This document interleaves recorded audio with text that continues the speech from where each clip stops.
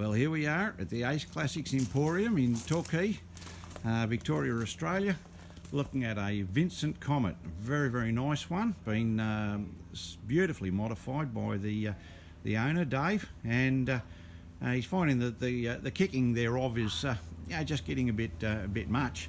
So we fitted the Alton electric start, which you can see hidden in there behind the Alton alternator, and you wouldn't know unless you really had a great eye for these things. So anyway, we've just gone right over everything in the workshop and all, and we figure that she's right to go. So Dave, would you like to come over and do the honours and show us that it really does work, and it's much better than kicking the thing.